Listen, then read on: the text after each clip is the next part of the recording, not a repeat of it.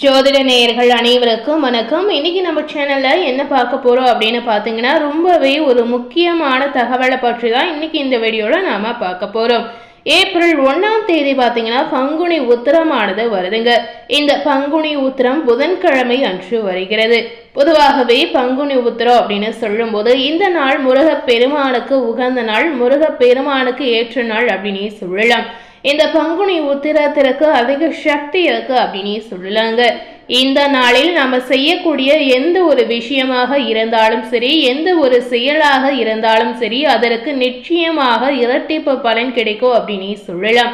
அந்த வகையில இந்த பங்குனி உத்திரத்தன்று நாம நம்மளுடைய வாழ்க்கையில என்ன மாதிரி விஷயங்களை செய்யலாம், என்ன மாதிரி விஷயங்களை செய்யக்கூடாது அப்படிங்கிறத நிச்சயமா நீங்க தெரிந்து கொள்ளலாம்.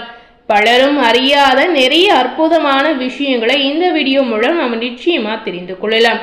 இந்த நாளில் நாம தெரியாத வகையில நிறைய தவறுகளை நிச்சயமா செய்வோங்க. ஸோ எந்தெந்த தவறுகளை நம்ம வாழ்க்கையில நம்மளுக்கே தெரியாம செய்யறோம் அப்படிங்கிறத இந்த வீடியோ மூலம் நீங்க தெரிந்து கொள்ளலாம். ஸோ பங்குனி உத்திரத்தன்று முருகப்பெருமானின் அருளால் உங்களுக்கு கிடைக்கக்கூடிய நிறைய மாற்றங்களையும் நிறைய நற்பலன்களையும் முருகப்பெருமானின் அருளால் நிச்சயமா உங்களுக்கு கிடைக்கும் அப்படின்னு சொல்லலாம். பொதுவாகவே பங்குனி உத்திரம் மட்டுமின்றி எந்த ஒரு விரத மற்றும் விசேஷ நாட்களாக இருந்தாலும் அதற்கு தனி சிறப்பு இருக்கு அப்படின்னு சொல்லலாம். இந்த பங்குனி உத்திரத்திற்கும் இதே மாதிரி பார்த்தீங்கன்னா நிறைய சிறப்புகள் இருக்கு அப்படின்னு சொல்லலாம். இந்த நாளில் நிறைய பக்தர்கள் பார்த்தீங்கன்னா முருகப்பெருமானை மனதார நினைத்து முருகப்பெருமானுக்கு விரதம் இருந்து வழிபாடு செய்வாங்க. இந்த நாளில் நாம் விரதம் இருந்து வழிபடும் பொழுது நிச்சயமா முருகப்பெருமானின் அருள் நமக்கு பரிபூரணமாக கிடைப்பது மட்டுமின்றி நாம நினைக்கக்கூடிய விஷயங்கள் நிச்சயமாக நடக்கும் அப்படின்னு சொல்லலாம். இந்த பங்குனி உத்திரம் சொல்லும் போது முருகப்பெருமானுக்குரிய விரத நாளாக தாங்க பலருக்கும் இதை பற்றி தெரியுங்க. ஆனா இந்த நாளில் எந்த தெய்வங்களை எல்லாம் வழிபடலாம், எந்த தெய்வத்தை வழிபாட்டால் உங்களுக்கு என்ன பலன் கிடைக்கும் அப்படிங்கிறத நிச்சயமா நீங்க தெரிந்து பயனடையலாம். பங்குனி உத்திரத்தில் பல சிறப்புகள் இருக்கு அப்படின்னு சொல்லலாம். அதாவது 35க்கும் மேற்பட்ட சிறப்புகள் இருக்கு அப்படின்னு சொல்லலாங்க. இந்த பங்குனி உத்திரமானது ஏப்ரல் 1ஆம் தேதி புதன்கிழமை அன்று கொண்டாடப்பட உள்ளது அப்படின்னு சொல்லலாம். இந்த சமயத்தில் பங்குனி உத்திர நாளுக்குரிய சிறப்புகளை நீங்க தெரிந்து கொண்டு மனதார இந்த நாளில் விரதம் இருந்து நீங்க கொண்டாடி வந்தீங்கன்னா நிச்சயமா உங்களுக்கு முழுமையான பலன் கிடைக்கும் அப்படின்னு சொல்லலாம்.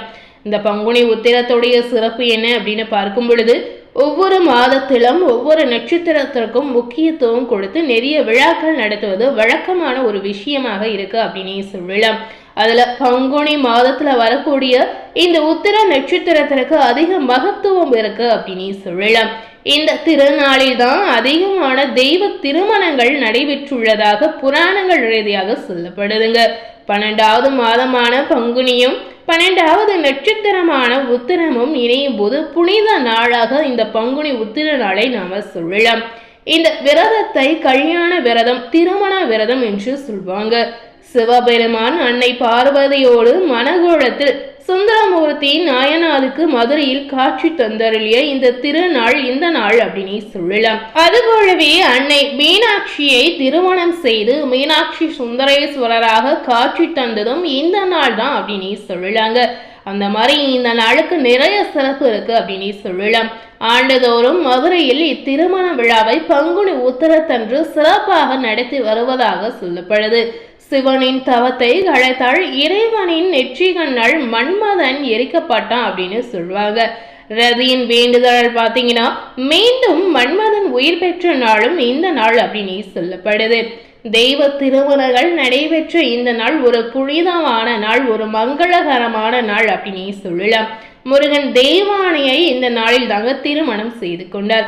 அது மட்டுமல்லாமல் வள்ளியின் அவதார தினமும் இந்த நாள் அப்படின்னு சொல்லலாம்.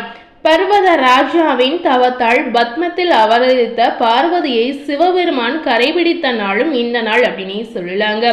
அதுபோலவே ஸ்ரீரங்க மன்னர் பார்த்தீங்கன்னா ஆண்டாள் திருக்கல்யாணம் நடந்த நாளும் இந்த நாள் அப்படின்னு சொல்லலாம்.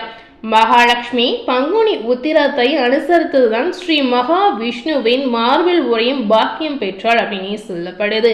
மகாலட்சுமியின் அவதார நாளும் இந்த பங்குனி உத்திர நாள் அப்படின்னு சொல்லப்படுது. சோ இந்த பங்குனி உத்திரத்திற்கு இந்த மாதிரி நிறைய சிறப்புகளும் மகிமைகளும் இருக்கு அப்படின்னு சொல்லலாம். தெய்வத்துடைய வாழ்க்கையில் நடந்த அனைத்து விதமான நல்ல விஷயங்களும் இந்த நாளில் நடந்திருக்கு அப்படின்னு சொல்லலாங்க. ஸோ இந்த பங்குனி உத்திரத்தன்று கன்னி பெண்கள் கல்யாண விரதத்தை கடைபிடிக்கலாம். அதாவது எந்த மாதிரி முறையில் இருக்கலாம் அப்படின்னு பார்த்தீங்கன்னா, உங்கள் வீட்டுக்கு அருகே உள்ள ஆலயங்களில் திருமண கோல தெய்வங்களை நீங்கள் தரிசிக்கலாம். அவர்களுக்கும் கல்யாண வைபோகம் விரைவில் நிச்சயமா நடக்குங்க. அதாவது இந்த மாதிரி பங்குனி உத்திர திருநாளில் உங்க வீட்டுக்கு பக்கத்தில் இருக்கக்கூடிய ஏதாவது ஒரு கோவிலுக்கு சென்று தெய்வத்திற்கு நடக்கக்கூடிய திருமண கோலத்தை நீங்க பாத்தீங்கன்னா நிச்சயமா உங்களுக்கும் திருமண யோகம் கூடும் அப்படின்னு சொல்லலாம். ஸோ இந்த மாதிரி நாளில் இந்த விஷயத்தை கண்டிப்பா நீங்க செய்யலாங்க.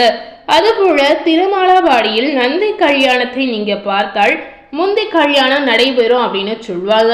பங்குனி மாதத்தில் ஏற்றிய தீபத்தில் சிவனும் பார்வதியும் ஐக்கிய சுரூபமாக காட்சி தருகின்றார். இதனால பாத்தீங்கன்னா இந்த நாளில் திருவிளக்கு பூஜை செய்து வந்தீங்கன்னா நிச்சயமா பாவங்கள் விலகி பகை அகற்றி புண்ணியம் பெறலாம் அப்படின்னு சொல்லலாம். காரைக்கால் அம்மையார் பார்த்தீங்கன்னா முக்தி அடைந்த தினமும் இந்த பங்குனி உத்திர நாள் அப்படின்னு சொல்லலாம். அன்று தண்ணீர் பந்தல் வைத்து நீர்மோர் தானம் செய்து வந்தீங்கன்னா உங்களுக்கு மிகவும் புண்ணியம் அப்படின்னு சொல்லலாங்க. ஸோ இந்த நாளில் இந்த மாதிரி புண்ணியங்களை நிச்சயமா நீங்க செய்யலாம். 48 ஆண்டுகள் பங்குனி உத்திர விரதம் இருந்தவர்களின் மறுபிறவி பார்த்தீங்கன்னா தெய்வ பிறவியாக அமையும் அப்படின்னு சொல்லலாம். ஸோ இந்த பங்குனி உத்திர நாளில் உங்களுடைய பாவம் தீர்வதற்கு நீங்க செய்ய வேண்டியது என்ன அப்படிங்கிறத நிச்சயமா நீங்க தெரிந்து கொள்ளலாம். திருமால் கன்னிகா தானம் செய்து வைக்க பிரம்மன் வேள்வி நடத்த சொக்கநாதனாக சிவ மீனாட்சியை பங்குனி உத்திரத்தில் மணக்கிறார். இதனால பாத்தீங்கன்னா திருமணத்தில் கன்னிகா தானம் அளிக்கும் சடங்கு ரொம்ப ரொம்ப முக்கியமானது அப்படின்னு சொல்லலாங்க.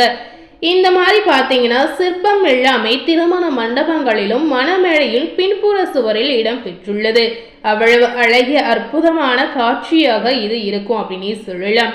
சிவ பார்வதி திருமண கோலங்களை ஏதேனும் ஒன்றை நாம தரிசித்தாலும் ஆலயங்களில் திருமண வைபோகம் நடைபெறும் போது அதுல கலந்து கொண்டாலும் சரிங்க, மங்களகரமான மனவாழ்வு பெற்று மகிழ்வுடன் நாம நிச்சயமா வாழலாம். ஸோ இந்த மாதிரி விஷயத்தை நம்ம பார்க்கறதே ரொம்பவே ஒரு சக்தி வாய்ந்த ஒரு விஷயம் அப்படின்னு சொல்லலாங்க.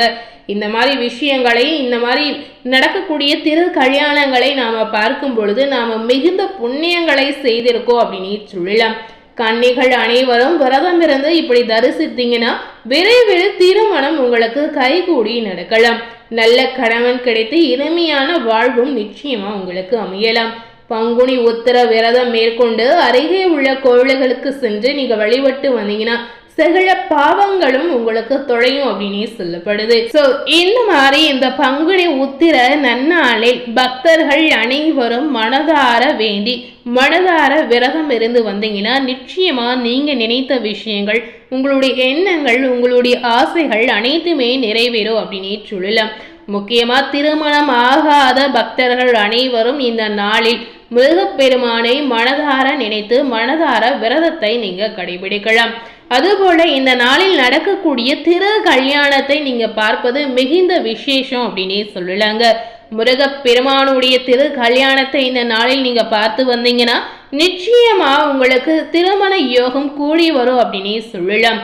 ஸோ கண்டிப்பா மறக்காமல் இந்த பங்குனி உத்திர நன்னாளில் முருகப்பெருமானின் திரு கல்யாணத்தை பார்ப்பது உங்களுக்கு மிகுந்த நல்லது அப்படின்னு சொல்லலாங்க. முருகப்பெருமானுடைய கல்யாணத்தை மட்டுமல்லாமல் உங்க வீட்டுக்கு பக்கத்தில் நடக்கக்கூடிய எந்த ஆலயத்திலும் எந்த தெய்வத்துடைய திரு கல்யாணம் நடந்தாலும் சரி அதை நீங்க பார்ப்பது மிகுந்த புண்ணியம் அப்படின்னு சொல்லலாம். இந்த மாதிரி தெய்வத்துடைய திரு கல்யாணத்தை பார்ப்பது நமக்கு மிகுந்த நற்பலன்களையும் மிகுந்த அதிசயத்தையும் நம்ம வாழ்க்கையில ஏற்படுத்தும் அப்படின்னு சொல்லலாங்க. ஸோ சக்தி வாய்ந்த இந்த நன்னாளில் நீங்க மனதார முருகப்பெருமானை நினைத்து விரதம் கடைபிடித்து உங்களுடைய ஆசைகள் நிறைவேறணும் அப்படின்னு நீங்க நிச்சயமா வேண்டிக் கொள்ளலாம். ஸோ இந்த பங்குனி உத்திர நாளில் கண்டிப்பா இந்த விஷயங்களை பக்தர்கள் அனைவரும் பின்பற்றி நடப்பது மிகுந்த சிறப்பான விஷயமாக இருக்கலாங்க.